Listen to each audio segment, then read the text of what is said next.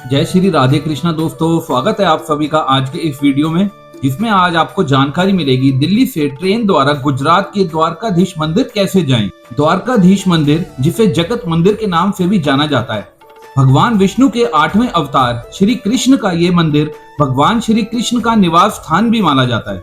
इस मंदिर की स्थापना आज से लगभग 2500 साल पहले भगवान कृष्ण के परपोते व्रजनाभ ने की थी।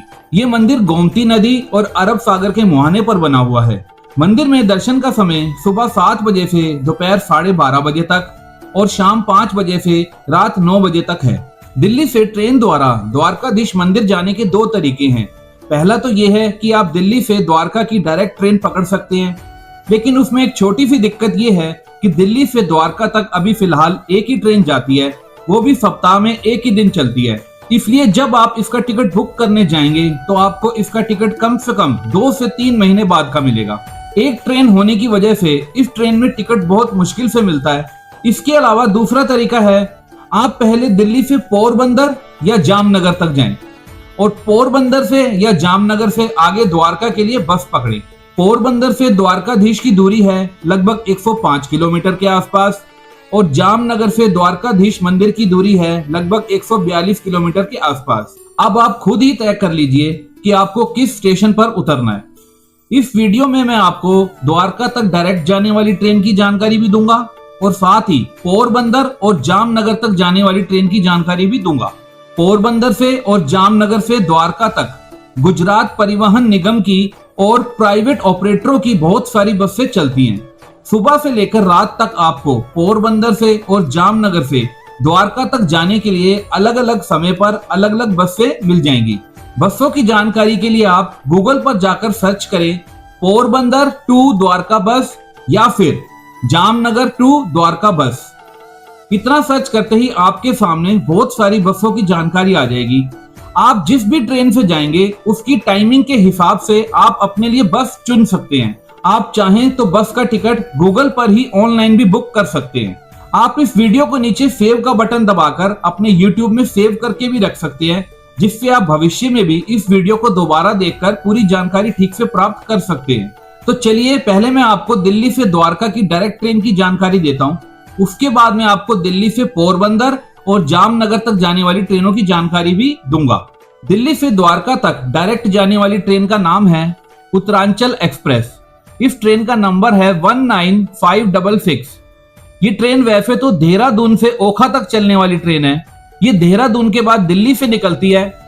ये दिल्ली के 3 रेलवे स्टेशन को कवर करती है। पहला है नई दिल्ली रेलवे स्टेशन, जहां से ये दोपहर को 1:25 पर चलती है और उसके बाद सराय रोहिल्ला रेलवे स्टेशन से ये दोपहर को 1:48 पर चलती है।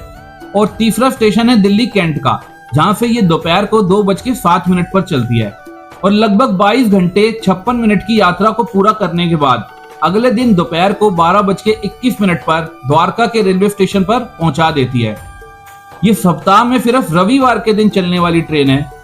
इसमें आप स्लीपर का, थर्ड इकोनॉमी का और सेकंड एसी का टिकट लेकर यात्रा कर सकते हैं। स्लीपर का टिकट है इसका लगभग 575 रुपए का, थर्ड इकोनॉमी का टिकट है इसका 1445 रुपए का और सेकंड एसी का टिकट है इसका 2235 रुपए का।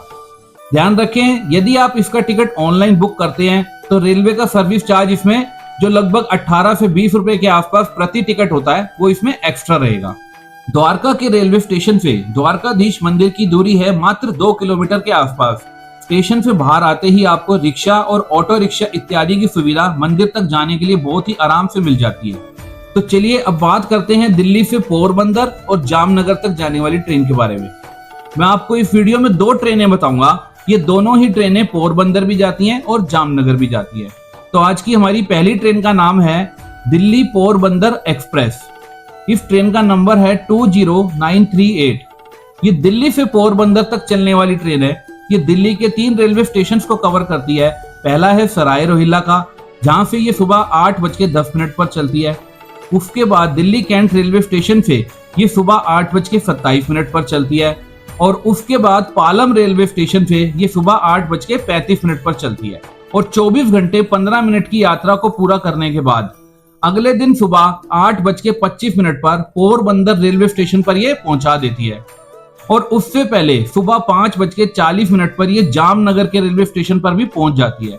अब ये आप खुद ही तय कर सकते हैं कि आपको पोरबंदर जाना है या जामनगर जाना है। जामनगर ये सुबह 5:40 पर पहुंचती है, लेकिन जामनगर से द्वारका की दूरी है लगभग 142 किलोमीटर और पोरबंदर ये सुबह 8:25 पर पहुंचती है, लेकिन पोरबंदर से द्वारका की दूरी है लगभग 105 किलोमीटर के आसपास। ये ट्रेन सप्ताह में 2 दिन चलती है, सोमवार के दिन और बृहस्पतिवार के दिन। लेकिन इस ट्रेन में एक खास बात है जो मैं आपको बता देता हूँ। इस ट्रेन का टिकट बहुत ही आराम से मिल जाता है। आप जब भी सर्च करेंगे तो आपको लगभग 10 से 15 दिन बाद का टिकट भी इसमें आराम से मिल जाएगा। इसमें आप स्लीपर का, थर्ड एसी का, सेकंड एसी का और फर्स्ट एसी का टिकट लेकर यात्रा कर सकते हैं। स्लीपर का टिकट है इसका 615 रुपए का, थर्ड एसी का टिकट है इसका 1610 रुपए का, सेकंड एसी का टिकट है इसका 2305 रुपए का और फर्स्ट एसी का टिकट है इसका 3910 रुपए का। इसमें भी रेलवे का सर्विस चार्ज एक्स्ट्रा रहेगा अगर आप इसका टिकट मोबाइल से ऑनलाइन बुक करते हैं या आसपास किसी एजेंट द्वारा करवाते हैं। तो चलिए अगली ट्रेन के बारे में बात करते हैं। हमारी अगली ट्रेन का नाम है पोरबंदर एक्सप्रेस। इस ट्रेन का नंबर है 19270। ये मुजफ्फरपुर से पोरबंदर तक चलने वाली ट्रेन है। ये दिल्ली के 3 रेलवे स्टेशन को कवर करती है। पहला है पुरानी दिल्ली का, जहां से ये दोपहर को 1:05 पर चलती है। उसके बाद सराय रोहिल्ला रेलवे स्टेशन से ये दोपहर को 1:21 पर चलती है। उसके बाद दिल्ली कैंट रेलवे स्टेशन से ये दोपहर को 1:40 पर चलती है और लगभग 24 घंटे 40 मिनट की यात्रा को पूरा करने के बाद अगले दिन दोपहर को 1:45 पर पोरबंदर के रेलवे स्टेशन पर पहुंचा देती है। उससे पहले ये सुबह 10:35 पर जामनगर के रेलवे स्टेशन पर रुकती है। ये ट्रेन भी सप्ताह के 2 दिन चलने वाली ट्रेन है, सोमवार के दिन और मंगलवार के दिन। इसमें आप स्लीपर का, थर्ड एसी का, सेकंड एसी का और फर्स्ट एसी का टिकट लेकर यात्रा कर सकते हैं। स्लीपर के टिकट की बात की जाए तो वो है 590 रुपए का, थर्ड एसी का टिकट है इसका 1580 रुपए का और सेकंड एसी का टिकट है इसका 2285 रुपए का और फर्स्ट एसी का टिकट है इसका 3880 रुपए का। तो दोस्तों कुछ इस प्रकार से है दिल्ली से द्वारकाधीश मंदिर तक पहुंचने की जानकारी। उम्मीद करता हूँ ये जानकारी आपको पसंद आई होगी और इस यात्रा में ये जानकारी आपके बहुत काम आएगी। यदि ये जानकारी आपको पसंद आई हो तो कृपया वीडियो को लाइक अवश्य करें और चैनल को सब्सक्राइब करना बिल्कुल भी ना भूलें, ताकि भविष्य में आने वाले वीडियो के नोटिफिकेशन आपको समय पर और सबसे पहले मिलते रहें। तो ठीक है दोस्तों, बहुत बहुत धन्यवाद यहाँ तक इस वीडियो को देखने के लिए। मिलते हैं जल्द ही एक नए वीडियो में एक नई जानकारी के साथ। मेरी तरफ से आप सभी को जय श्री राधे कृष्णा।